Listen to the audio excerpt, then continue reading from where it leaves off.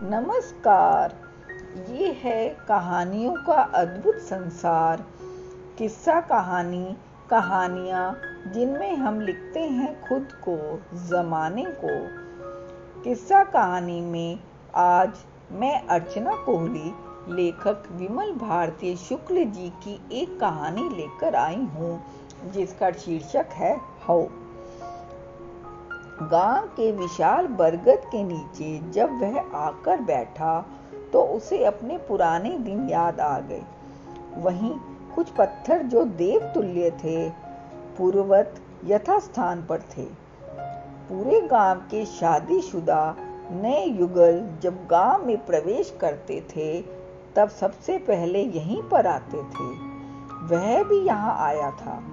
आज भी वहां उसे सब कुछ वैसा ही नजर आ रहा था। कुछ वर वधू सामने पंक्तिबद्ध खड़े थे।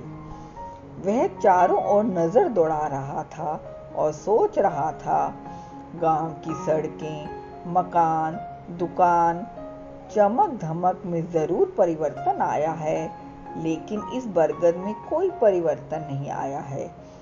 शाखाएं जरूर मोटी और विशाल हो गई हैं, कुछ जड़ें तो तने से फूटकर नीचे की ओर लटक रही हैं, कुछ ने तो जमीन को पकड़ रखा है।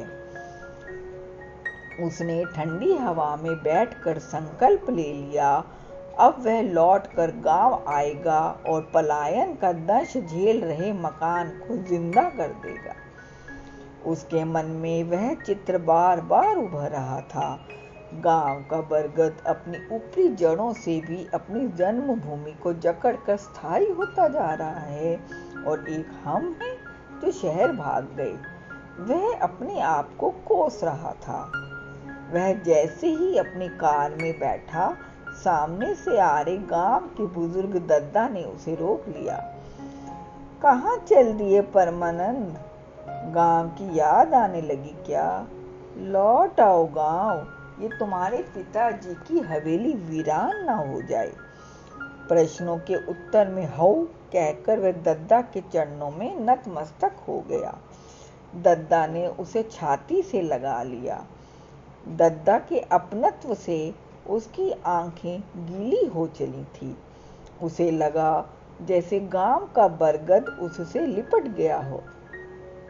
बस ये कहानी इतनी ही। अभी आप सुन रहे थे लेखक विमल भारती शुक्ल जी की कहानी हौ। फिर मिलते हैं एक नई कहानी के साथ। इसी तरह की और खूबसूरत कहानियां सुनने के लिए चैनल को सब्सक्राइब करना ना भूलिएगा। धन्यवाद।